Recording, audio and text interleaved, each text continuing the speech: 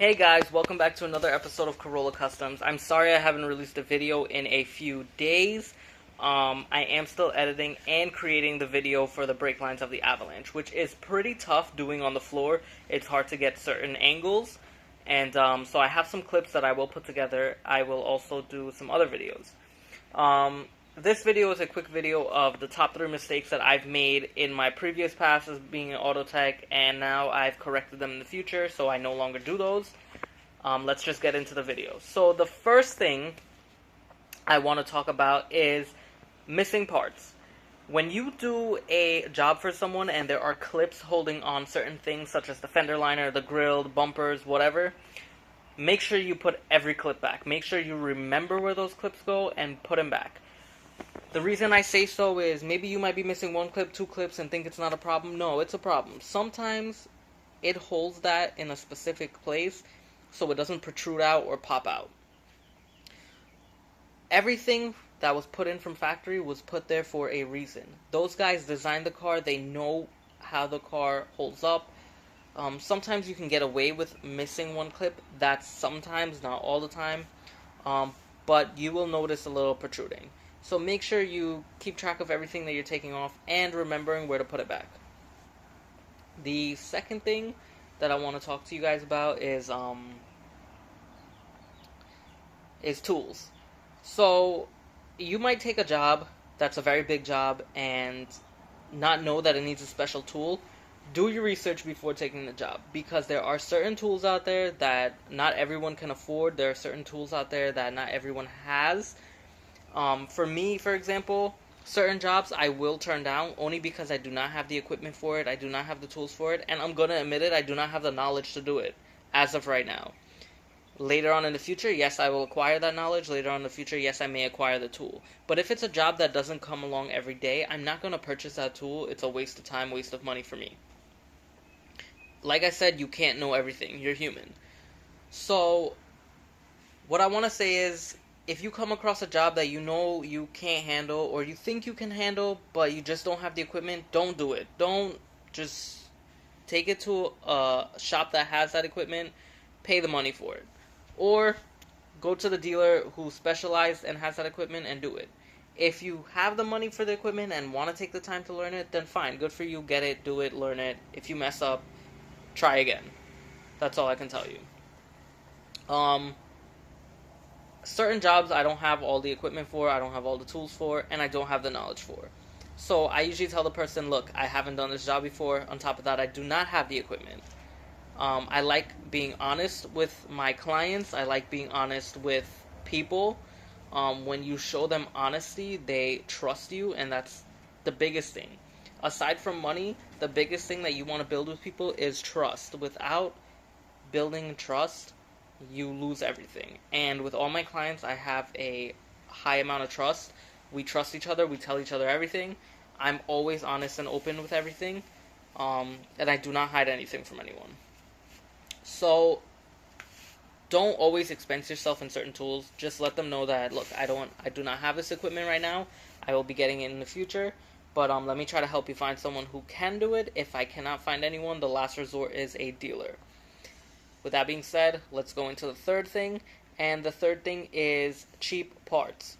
Now, a long time ago before, I used to put cheaper parts in people's cars, in my cars actually too, and that's probably not the best thing to do, but a lot of people always try to save money, so in order to help them save that money and keep costs low, you get a cheaper part. Now, just because it's a cheaper part doesn't mean it's not good. Most of the times they work. Sometimes they'll work for a little bit and die out, or the warranty is not as great. Now, what I've learned is before I do a job for someone, I ask them, hey, what kind of parts do you want? Would you like aftermarket or OEM? If they say OEM, I go to the dealer, get it for them, charge them what it is. If they say aftermarket, I go to the my aftermarket store, which is a reputable store. That's the only one I really deal with now. And I make sure I pick up brand name parts that I know will work and will do the job. For example, Toyota, they use Denso. That's what they use OEM, so whenever I go to an aftermarket part, they sell Denso. I will pick up the Denso. GM, they use AC Delco. If I I would not go to the dealer to buy an AC Delco part. I can go online, look for an AC Delco. I can go to the auto store and look for an AC Delco. I will save half the price than paying at the dealer. So you just have to do your research and see what parts are made with what and what brands they use. I know Toyota uses Denso, I know GM uses AC Delco, so I will shop online or I will go to the auto parts store, not the dealer. Now, I always tell the customer, look, if it's a cheaper part, it's not going to work as good, the warranty may not be good, and you may find problems later on down the road. It's better to spend the more money up front and get the better thing. With that being said, I did do a job for someone on an Odyssey one time, Serpentine belt, and by mistake I rounded off the tensioner. I wasn't going to leave it like that because I couldn't get the belt back on because it was rounded, and I ended up taking off the tensioner, going to a auto parts store, which I will not name because I do not want any lawsuits or anything. So I went to that auto parts store, and I ended up purchasing a tensioner, and that tensioner was cheap as hell. It was made of plastic, and I did not know. When I put the socket on the nut ringed right off, and it was in my hand, and I felt it was plastic. I took it back to the store and was like, what the hell, dude? This is cheap, and I threw it back at them. I didn't throw it at them, because that's disrespectful, but I handed it back to them and said, I want my money back. This is not right. So they gave me back my money. Went to P&A Auto Parts, because they're the guys that I really deal with, and they never really fail me with parts. And they ended up price matching me what the other place gave me. This auto parts store, I forgot the name of it, but even if I do remember the name, I don't want to tell you guys, which is a lawsuit that can happen. So the P&A price matched me what the other auto parts store gave me, and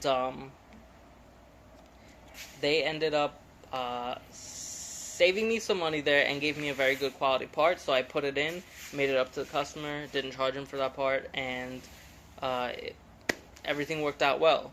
I'd rather lose $100 on the part and making it up to the customer than losing the trust, because the trust is more important than the money sometimes.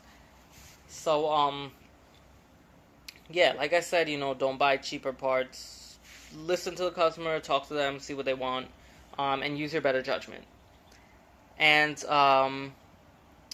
yeah, that's all there is to this video, so thank you guys for watching. I do want to say thank you guys for helping me make it to 200 subs. I know it's still not enough to get to where I want to be. I want to get to the 1,000, which will help me monetize my videos and help me make better content, get better equipment, and also invest in other cars that I can show you awesome videos on. Like I said, the brake line videos is coming up. I had a little incident with that one. I did the front half, and then I didn't do the back half because I was trying to film that, and it was late. So I ended up pumping the pedals to see if the pressure would hold, and the back lines blew out, and the truck rolled into my garage, which caused a little bit of problems. It's nothing that can't be fixed, but, yeah. So that was a little incident there. So that video will be coming out soon, later at the end of this week, I believe. I will be editing it and putting it together for you guys. I just want to say thank you for helping me make that 200. Please help me make that 1,000 so I can get monetized. Please remember to comment, like, and subscribe. Share this video with your friends and family share this video with your friends and family if it's made you be aware of what you're doing. Also, remember to hit that bell notification if you have not already, and thank you guys for watching. Peace out.